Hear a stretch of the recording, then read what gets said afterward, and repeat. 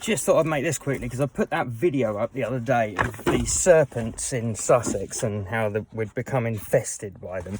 And that was in the year 774. And then I was just looking back. The other thing that happened in the year 774 was the solar storm. This enormous solar storm, biggest one ever recorded. And that's how they know, because it's used to carbon date things. It was such a big event that it kind of left its mark on trees and you know, things that you can carbon date. But you can actually see that this thing happened in 774.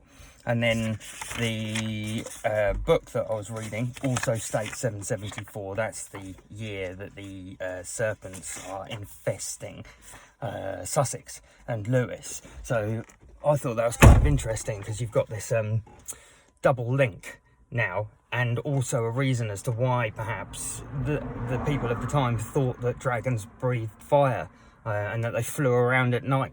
It's because it was like these serpents appeared at exactly that time in the rivers and seas. And I think it's interesting that they appeared right then, because it kind of makes me think, oh, maybe it wasn't brought over early by the Romans. Maybe it was brought over later. And I wonder if they weren't using them as like a kind of weapon. Like a kind of psychological, physical weapon against the natives of the area to protect the horde that they'd left under Hamzi.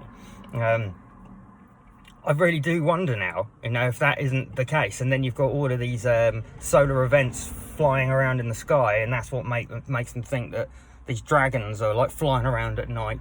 Obviously, you've got to remember, these people didn't know any of this stuff. I mean, we barely do. So, like, you imagine the amount of superstition that went with them. But when you've got those two events, the serpents infesting Sussex and the solar flares at exactly that date, and then more references of these serpents later on, it's starting to, you can start piecing the story together of how how dragons came to be. That's pretty damn cool, I think. So yeah, I'm wondering now that's probably very connected. So yeah, interesting thought. But just as an extra note, I've been rewatching Vikings recently. Really bloody good. God, it was so good when Ragnar was in it. He's such a brilliant actor, that guy. He played his part so well. Slightly mad, but like, you know, it's brilliant. But it's so good rewatching that. But I was watching the part where he gets the story is that Ragnar, this is a real kind of historical story, myth, is that Ael or Ella, I'm not quite sure, because there's two as well. There's one, Ael and Mayala, who came over really early, sort of like in the late 5th century. And then you've got Ella and Ael, who come an awful lot later. It seems to be the way with an awful lot of history. People's names keep reappearing, so it's really difficult to know which one you're talking about. But I think that it is at the right time for Ragnar and Ael. But his friend Aethelstan, unless there was the one before the real Aethelstan, King Aethelstan, who was just a scribe. I know there were Aethelstan scribes after the King Aethelstan. There's like Aethelstan 1 and 2, I think. Unless they're all the same. I don't think anyone really knows. I think it's where so much confusion comes from. You think you're talking about one person, and actually it's like in reference to another. But anyway, Ella or Ael catches Ragnar in the end and throws him into a pit of snakes, is what we've all been kind of told. But I'm wondering now if it's not a pit of snakes, but a pit of serpents at exactly the time. Because I think he came over 779, something like that. So it's like 5 years after this 774 event.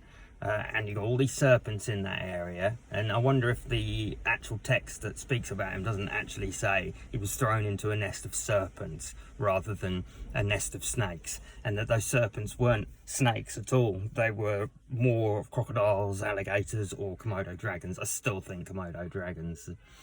And there's, the fact that they were infested by them is kind of interesting, because Komodo dragons can give birth without having sex. So you only need one, and it can lay then a clutch of like 20 odd eggs. And then if they sort of start growing up, and it doesn't take long before things start breeding well, especially if there's a lot of food. And you've got to remember that the whole area down here was covered in sheep. It would have been pretty easy to get from the seashore. And I bet they dragged a fair few out of the rivers and lakes, and that's my guess, is that, yeah, they had such a lot of easy picking food here that they wouldn't have had anywhere elsewhere. You know, pretty much the apex predator if they were brought in. And yeah, they'd have become part of the landscape and slowly kind of grown into it. And yeah, these Nuka holes, which are hot springs, I think, or used to be hot springs, yeah, and all the kind of geological and everything, and the temperatures have all changed. So, and yeah, it's not really certain that they couldn't live here. It really isn't. You know, I kind of feel like they're much hardier than people give them credit for, these cold-blooded animals. As long as they have like a external heat source, they're all right. So it's all kind of interesting stuff. But yeah, I wonder if Ragnar wasn't chucked into a pit of, or a den of serpents, because I know that in another one of the chronicles, it's one of the, it's either Widsid or the Ynglinga saga, I can't remember which one, it might be Sigurd, but somebody steps into the dragon's enclosure. So that's kind of like, okay, so this dragon had an enclosure that someone made for it. That's interesting too. Really important details, because like then you can kind of imagine that they might have been keeping these things, and we know that they were appearing on coins and everything of Offa and that at that period, right at that period again. It's really connected. So like, you know, I'm pretty sure there was there's something to all of this. And yeah, that solar flare event, you know, a red cross appears in the sky, I think, in that year or just after. But you can imagine that lots of little ones going off all the time at night. And then in the Beowulf myth, the first myth really about proper dragons, it says that they don't come out until night. That's really, really critical. So he circles around his barrow, pissed off all day, waiting for the night to go up and fly. And that's the only time you'd have seen the solar flares. I'm pretty sure this is coming together beautifully.